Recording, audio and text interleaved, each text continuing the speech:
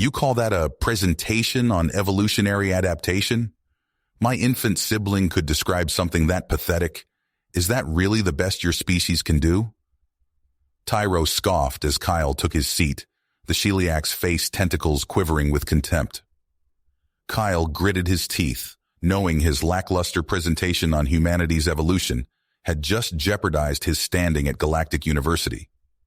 As the first and only human ever admitted to the prestigious institution, located on the Sheliak homeworld of Zenlor, Kyle faced immense pressure to prove that humans deserved their spot among the galaxy's brightest minds.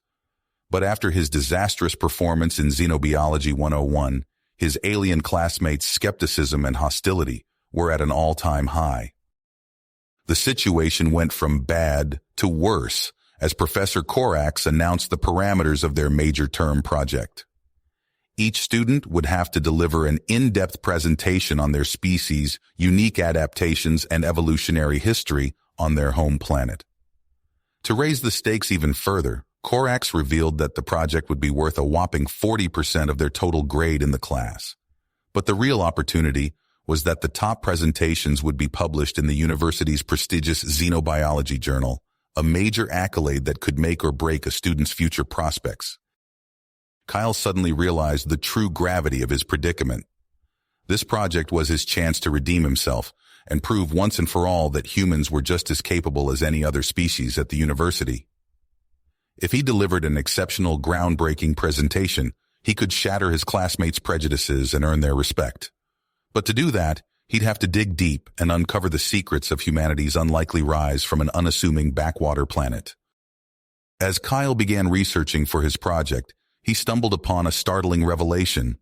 Earth was officially categorized as a Deathworld, an incredibly rare and dangerous class of planet, whose harsh gravity, intensely competitive biodiversity, extreme climate swings, and devastating natural disasters were considered borderline unsurvivable by most known sapient species. Records showed that, out of the handful of sentient races that had evolved on Deathworld-class planets, humans were among the only ones to have clawed their way to the stars. Armed with this new information, the true scope of Kyle's challenge became clear. Not only did he have to ace this project to salvage his academic standing, but he now carried the extra burden of being humanity's sole representative and defender at the university. With the odds stacked against him, Kyle threw himself into his research, consumed with uncovering and articulating the evolutionary adaptations that had forged humanity into such a tenacious and unrelenting species. But even as Kyle pushed himself to the limit, his alien classmates' animosity began to boil over. Led by Tyro, a clique of top Sheliak students made it their mission to undermine and discredit Kyle at every opportunity. They spread vicious rumors that humans' Deathworld classification was just a nice way of saying their planet was an uncivilized hellhole. Humanity's rapid rise to the galactic stage, they whispered, had nothing to do with merit and everything to do with filling diversity quotas. Kyle had only been admitted to the university through affirmative action, they said, and his dismal performance so far only proved that humans had no place among the galaxy's elites. Knowing that the slander and doubt would only continue to grow if he didn't make a strong showing, Kyle poured every ounce of effort into crafting his xenobiology presentation. For his species and for himself, it had to be flawless, a tour de force that would open his classmates' eyes to the raw grit and unwavering resilience at the core of the human spirit. Synthesizing every scrap of research on Earth's punishing gravity, cutthroat ecosystems, and catastrophic extinction events, he wove an awe-inspiring narrative of humanity's improbable ascent from a death world to the stars. With the presentation deadline bearing down on him, Kyle knew that his entire future hinged on this one shining moment. In front of a lecture hall packed with hostile alien eyes, he would have to deliver the presentation of his life. One way or another, this project would determine his fate at Galactic University, and perhaps that of his entire species. As he steeled his nerves for the trial ahead, Kyle swore to himself that he would show everyone the true measure of humanity. No matter the odds, he would prove once and for all that humans belonged among the galaxy's best and brightest. The Deathworlder would make his stand, and the universe would never be the same. Kyle scoured the Galactic University's vast online archives, poring over every scrap of research on Earth's hellish environment. The more he read, the more he realized just how much humans had adapted to survive conditions that would kill most sentient species. One video showed a Bengal tiger, a 500-pound apex predator, crushing a wild boar's skull with a single bite from its massive jaws. Kyle shuddered, imagining those same jaws clamping down on his comparatively fragile human neck. He found records of saw-scaled vipers, whose venom caused excruciating internal bleeding and killed within minutes. Even some of Earth's plants were deadly, like the rosary pea, whose toxic seeds could stop a human heart in a matter of hours. But it wasn't just Earth's life forms that were lethal. Kyle read about hurricanes, swirling vortexes of 150 mph winds, and torrential rain that battered coastlines. He watched footage of tornadoes, whirling funnels of destruction that ripped houses from their foundations. He saw images of raging blizzards that buried entire regions under suffocating blankets of snow and ice. As he dove deeper into the scientific literature, Kyle discovered cutting-edge research on the evolutionary adaptations that allowed humans to conquer such a brutal world. One paper described how early human hunters used persistence hunting, chasing prey for hours or even days until the exhausted animal collapsed. Their bodies had evolved for extreme endurance, with sweat glands to shed heat and elastic tendons to recycle energy from each stride. Another study highlighted humanity's extraordinary intelligence, with massive brains capable of processing complex language, crafting tools, and forming sophisticated social hierarchies. It was these razor-sharp minds, scientists argued, that allowed humans to out-strategize the ferocious beasts and survive the cataclysmic disasters of their home planet. Kyle felt a swell of pride as he compiled this information into his presentation. For the first time, he was seeing his species through an outsider's eyes, and what he saw was extraordinary. Despite the challenges, humans had clawed their way to the top of the food chain on a world seemingly designed to destroy them. Now, he had a chance to show the galaxy the true measure of humanity's grit and genius. But as Kyle worked feverishly to complete his project, Tyro watched from the sidelines with a growing sense of unease. The Shellyak had always dismissed Earth as a backwater mud ball, but the details of Kyle's research painted a very different picture. One of a species forged in the most brutal evolutionary crucible imaginable. Tyro's suspicions were confirmed when he hacked into Kyle's project files. His eyes widened as he read Kyle's plans for a live demonstration of human physical prowess. According to the human's notes, he intended to perform a deadlift with a barbell set to 1.5x Earth's gravity, a feat that would rupture a Shelyak's spine. He would then run a sprint at a pace that would leave Tyro's species gasping on the ground. As a coup de grace, Kyle planned to eat a ghost pepper, a fruit so spicy it would put a Shelyak in the hospital. Tyro's face tentacles curled with rage. If Kyle succeeded in this display, he would make the Shelyak look like fragile weaklings in comparison. The human would prove that his species, hardened by eons of ruthless natural selection, was stronger, faster, and tougher than the Shellyak could ever hope to be. Unwilling to let an upstart human humiliate his species, Tyro began plotting to destroy Kyle's project. It started with a few keystrokes, corrupting and erasing files from Kyle's computer. When a flustered Kyle mentioned the setback in class, Tyro pounced. "What's the matter, human?" he sneered. "Maybe this project is just too much for your kind to handle." A chorus of snickers erupted from the Shellyak students. Kyle said nothing, but his fist clenched as he gripped his desk. That night, Kyle backed up every remaining shred of his work. As he feverishly rewrote his deleted files from memory, a cold drive settled over him. Tyro wanted to stack the odds against humanity? Fine. Overcoming impossible odds was what humans did best. Kyle worked late into the night, his fingers flying over the keys as he reconstructed his lost research. Let Tyro scheme and sabotage all he wanted. One way or another, humanity's first galactic university student would show his classmates what humans were made of. The Deathworlder would have his day, and the galaxy would never forget it. Kyle's fingers flew across the holographic keyboard as he input the final touches to his presentation. The auditorium hummed with nervous energy as students settled into their seats. Tyro lounged in the front row, a smug grin plastered across his face tentacles. Professor Corax's gravelly voice cut through the chatter. "Kyle, you're up." Kyle stood, his heart pounding.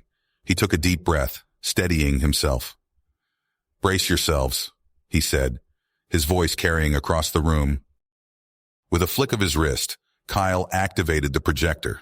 The lights dimmed, and the massive screen flickered to life. But instead of Kyle's prepared slides, classified military footage filled the display.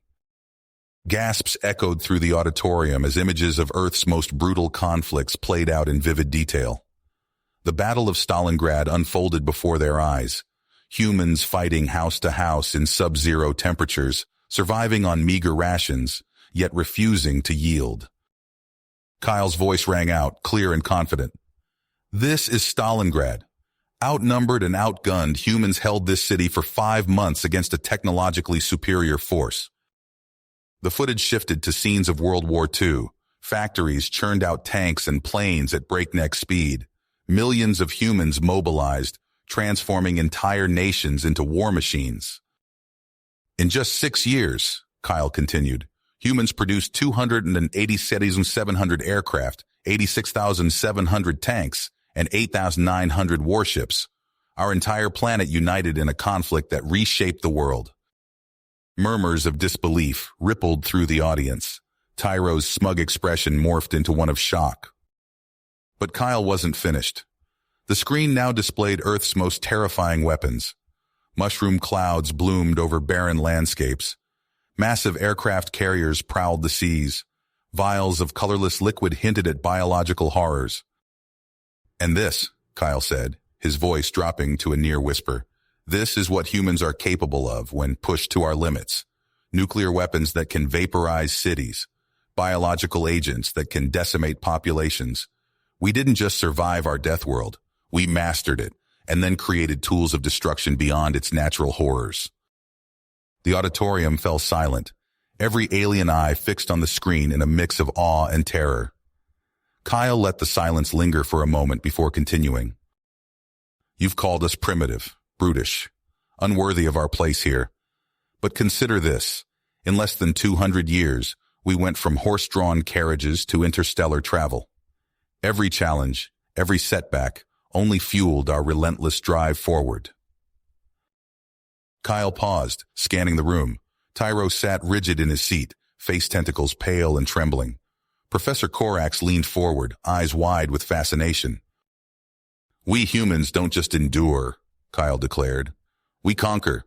And now we're here among the stars, ready to face whatever challenges the galaxy has to offer." With that, Kyle stepped back from the podium. The classified footage continued to play behind him, a testament to humanity's tenacity, innovation, and terrifying potential. The auditorium lights flickered back on, revealing a sea of stunned alien faces. Kyle stood at the podium, heart pounding, as the last images of Earth's destructive might faded from the screen. A Shellyak in the front row retched, its face tentacles curling in revulsion. Others sat frozen, eyes wide and unblinking. The silence was deafening. Professor Corax cleared his throat, mandibles clicking. "Well, that was certainly illuminating, Kyle. I don't think any of us quite expected." His voice trailed off as Tyro suddenly bolted upright, knocking over his desk. The Shelyak's skin had turned a sickly gray, his limbs trembling. You monsters!" Tyro shrieked, pointing a quivering appendage at Kyle. "How? How could any species survive creating such horrors? It's impossible." Kyle met Tyro's gaze evenly. "We didn't just survive it, Tyro. We thrived because of it. Every challenge made us stronger." A low murmur rippled through the auditorium as the implications sank in. Kyle's classmates exchanged worried glances, suddenly seeing the lone human in their midst in a terrifying new light. But the radiation alone from those weapons, another student stammered. How are you not all dead? Adaptability, Kyle replied simply. When our planet tried to kill us, we adapted. When our own weapons threatened our existence, we adapted again. It's what humans do. Professor Corax finally found his voice. Kyle, I must say this presentation was most unexpected. I've never seen anything quite like it in all my years of teaching. Kyle nodded. I hope it's helped everyone understand why humans deserve to be here. We may look soft, but we've been forged in fire. As Kyle gathered his materials and headed back to his seat, the other students instinctively leaned away. Tyro, still shaking, couldn't even look at him. The rest of the class passed in a daze. When the bell finally rang, Kyle's classmates filed out in silence, shooting him wary glances. As Kyle packed up his bag, he noticed Professor Corax approaching. That was quite a performance, Kyle, the professor said quietly. I think you've given us all a great deal to think about. Kyle shouldered his bag. That was the idea, sir.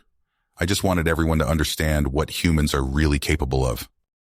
As Kyle left the auditorium, he could feel the weight of 100 alien eyes upon him.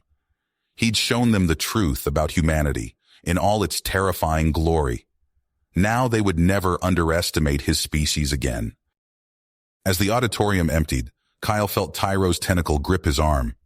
He turned to face the Shellyak, whose face organs quivered with barely contained rage.